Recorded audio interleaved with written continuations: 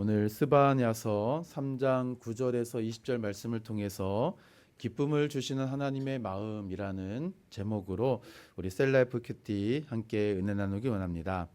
오늘 본문을 읽고 어떠한 느낌이 드셨을까요?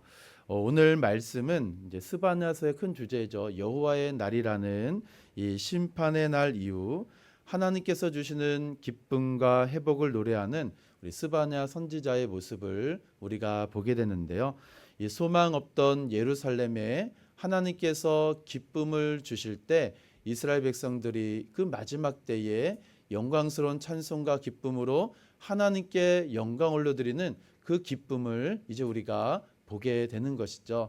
이 스바냐서 3장 9절 이전에는 여호와의 날 곧 심판, 하나님의 심판이라는 무거운 분위기가 나타났지만 이제 9절부터 시작되어지는 예루살렘의 회복을 통하여서 하나님께서 주시는 그 기쁨이 이전과 이후가 선명하게 대조되는 그러한 느낌을 우리가 보게 됩니다. 두 번째는 이제 본문에 나타난 인물 사건 장소가 오늘 본문과 어떤 관계가 있을까요? 이 오늘 본문은 하나님께서 이 유다 공동체, 이 예루살렘을 어떻게 회복시키시려는지 마치 회복 프로그램을 우리들에게 선보이는 것과 같다라는 것이죠. 먼저 9절에서 13절에 이제 종말의 때에 이루어질 예루살렘의 회복을 보여주고 있는데요. 이 예루살렘의 회복의 날, 그래서 시작이 9절에 그때에라고 이야기합니다. 8절까지는 하나님의 심판과 또한 하나님을 알지 못한 자들의 그 심판을 우리에게 보여준 반면에 이제 9절부터 시작되는 그때에 바로 하나님께서 회복시켜 주실 그 예루살렘의 영광을 우리들에게 보여주고 있는데요. 그때에는 이방인들이 여호와의 심판 후에 이어질 이 정결 과정을 통해서 예루살렘으로 와서 여호와를 섬기게 될 것이다라고 이야기합니다. 그래서 선민 사상으로 가득하였던 이 유대인들과 이방인들이 어깨를 맞대고 있는 의미로 이 통일된 모습, 이제 복음이 천하만민 각국으로 전파되어지고 그들에게도 증거되어져서 이방인들에게도 복음이 선포되어지고 그들과 함께 하나님의 영광을 보게 된다라는 것을 보게 됩니다. 그렇기 때문에 이 여호와의 날이라는 이 심판이라는 주제는 이 온 세상까지 미쳐서 하나님을 믿지 아니하고 대적하는 자들에 대한 하나님의 심판을 보여준과 동시에 이 여호와의 날은 이 하나님의 은혜도 세상 끝까지 이르러서 택한 자와 믿는 자를 구원시켜 주시는 하나님의 그 영광스러운 이 구원의 회복의 날을 우리들에게 보여주는 것입니다. 그리고 이제 14절에서 17절의 말씀은 예루살렘에게 부르라. 무엇을 부를까요? 너희를 구원하고 너희를 회복시켜 주실 하나님께서 너희에게 기쁨을 주시기에 기쁨으로 여호와를 찬송하라라는 그 노래를 보여줍니다. 이 구원받은 이스라엘 백성들이 여호와께 기뻐하며 감사해야 될 가장 중요한 이유는 나를 구원해 주시고 나를 회복시켜 주신 이 여호와 하나님을 노래하고 기뻐하고 즐거워하는 것이다 라는 것이죠. 왜요? 바로 하나님께서 이 예루살렘의 모든 죄악을 다 용서하여 주셨기 때문입니다. 원수를 다 쫓아내셨기 때문에 이제 우리 안에는 더 이상 두려움이 없고 하나님이 주시는 기쁨으로 충만하기 때문에 오늘 말씀같이 기뻐하고 즐거워하며 노래하라 라고 말씀하고 있습니다. 그리고 마지막으로 18절에서 20절에서는 이제 그 종말의 때에 마지막 때에 하나님께서 예루살렘을 어떻게 회복시켜 주시는가라는 나에 대한 그 그림을 우리들에게 보여주고 있는데요. 그 그림 중에 핵심이 무엇일까요? 만민 중에 명성과 칭찬을 얻게 하리라. 하나님이 그 택한 백성들을 향한 그 얼마나 그 사랑을 지금도 이 우리들에게 부어주신가의 그 모습을 우리가 깊이 보게 됩니다. 세 번째로 오늘 본문에 나타난 하나님은 그런 어떠한 하나님이실까요? 오늘 본문에서는 여호와의 심판의 날에서부터 예루살렘의 회복을 품고 계시는 그 기뻐하시는 하나님을 만나볼 수가 있습니다. 이스라엘은 지금까지 이 심판에 대한 두려움으로 상처를 입고 있었는데요. 이 심판에 대한 경험으로 두려워하고 있을 때 이 기쁨의 역사를 주시는 하나님을 통하여서 진정한 행복이 무엇인지를 우리는 오늘 본문을 통한 하나님을 만날 수가 있다라는 것입니다. 그래서 이러한 관점을 통하여 우리는 이 두 가지로 우리의 삶 속에 적용해 볼 수가 있는데요. 첫 번째로 하나님은 이 기쁨을 주시고자 하는 하나님은 그 택한 백성들을 향하여 무엇을 주시길 원할까요? 바로 자신감을 주시길 원하십니다. 오늘 말씀에 정말 한 구절 한 구절이 저와 여러분들에게 큰 힘이 되는 말씀이기도 한데요. 그 중에서 자신감을 주시길 원하시는 그 하나님은 어떠한 말씀 우리에게 주셨을까요? 16절에 그날에 사람이 예루살렘에 이르기를 두려워하지 말라 시온아 내 손을 늘어뜨리지 말라라고 말씀하고 있습니다. 손이 이렇게 쭉 늘어졌습니다. 곧 기운이 없어서 늘어진 손을 늘어뜨리지 말라. 내가 너희를 구원해주고 내가 너희를 회복시켜줄 테이니 곧 기운을 내라. 자신감을 가져라 라고 우리 하나님은 우리 택한 백성들 오늘 본문을 통한 유다 공동체 예루살렘을 향하여서 사기 진작을 불어 넣어주시는 것이죠. 어두운 시기에 유다와 예루살렘은 물론 이웃 민족들까지 이제 바벨론 사람들에게 파멸되고 말 것이라는 이 메시지를 들었던 유다 공동체. 그래서 지금 이들의 마음이 어떻습니까? 혼비백산하죠. 이제 우리는 끝났다, 망했다라는 절망에 빠져 있다라는 것입니다. 그때 하나님께서 스바냐를 부르신 것입니다.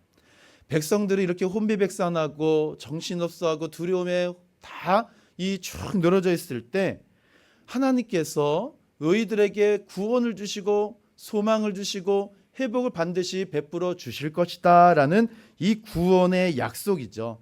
이 구원의 약속의 그 초점이 무엇일까요? 바로 메시아가 온다라는 것입니다.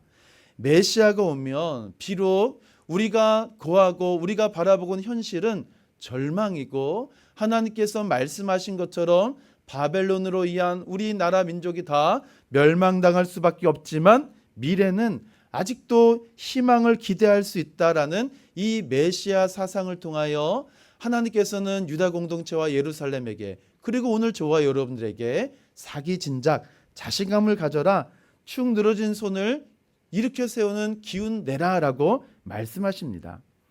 왜 하나님은 오늘 16절 말씀같이 내 손을 늘어뜨리지 말라라고 하셨을까요?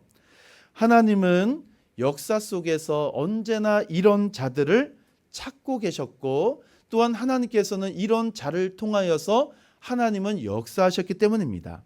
이들이 누구일까요? 이 늘어진 손을 늘어뜨리지 말라. 하나님이 계속해서 기운을 북돋아 주시고 힘을 주시고 소망과 희망의 메시지를 주는 이 대상 바로 남은 자입니다.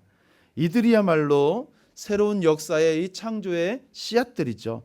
이들마저 기가 죽어버리면 정말로 큰일이기 때문에 하나님은 이들의 늘어뜨린 손을 지금 계속해서 힘을 내라 라고 말씀하십니다.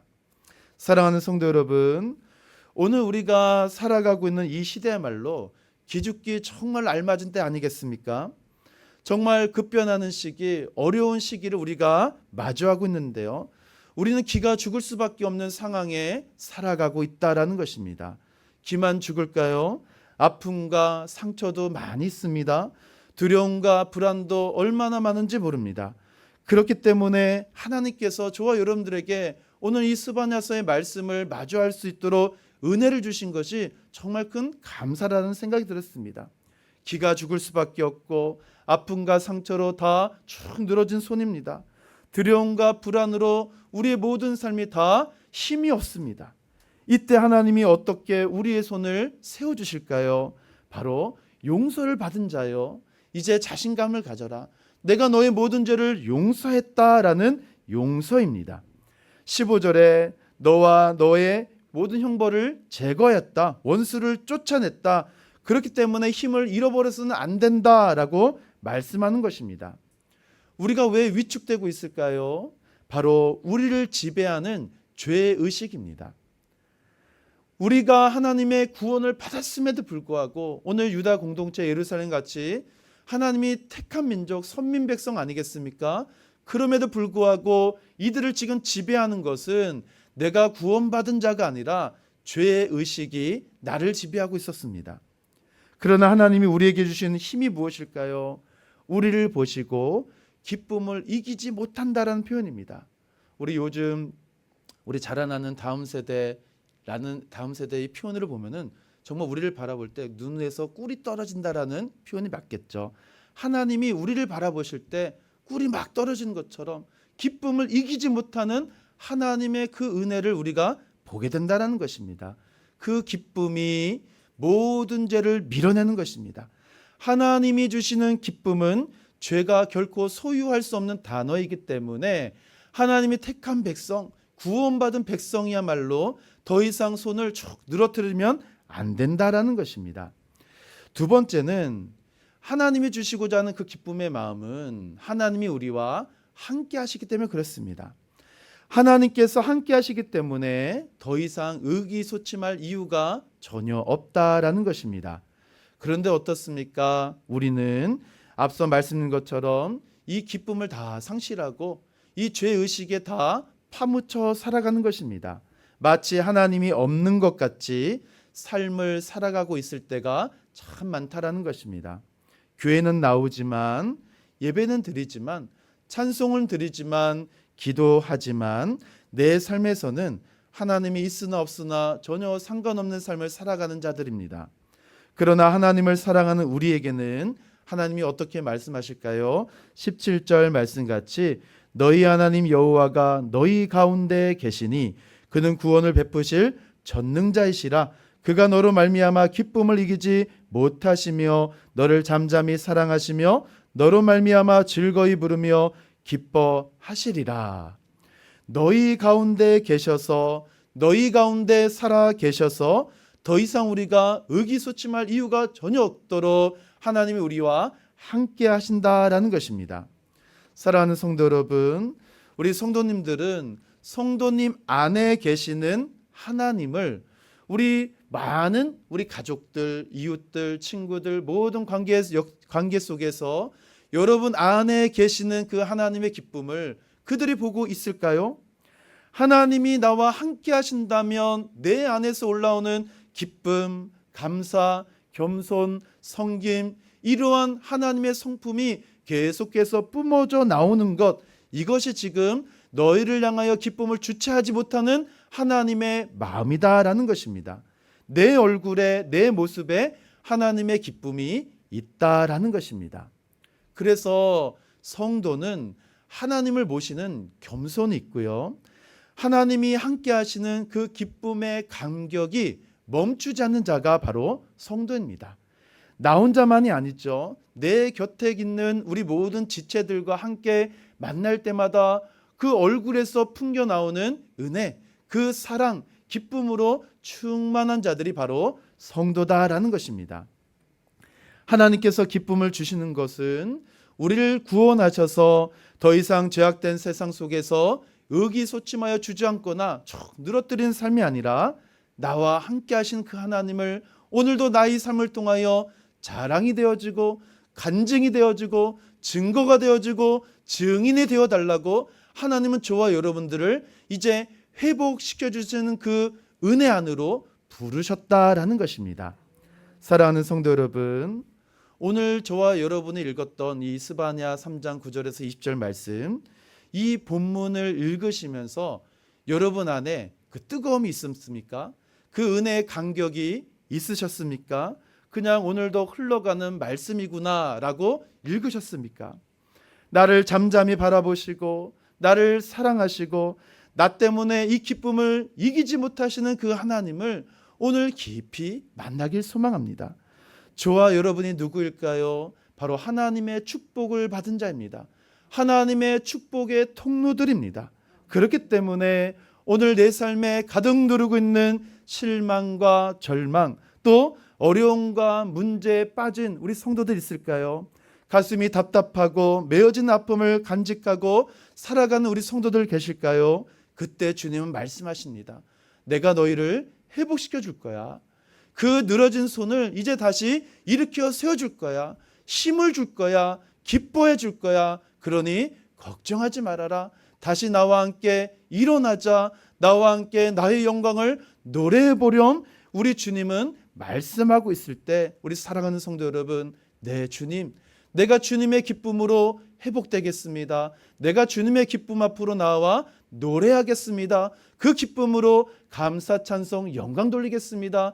나의 늘어진 손을 오늘도 이렇게 세워진 주님의 의로운 오른손만 붙잡겠습니다. 라는 이 믿음의 결단으로 이 한날도 오직 하나님께 영광, 나에게 기쁨을 주시는 그 주님으로 충만한 은혜의 한날 되기를 주님의 이름으로 축원함을 드립니다. 기도하겠습니다.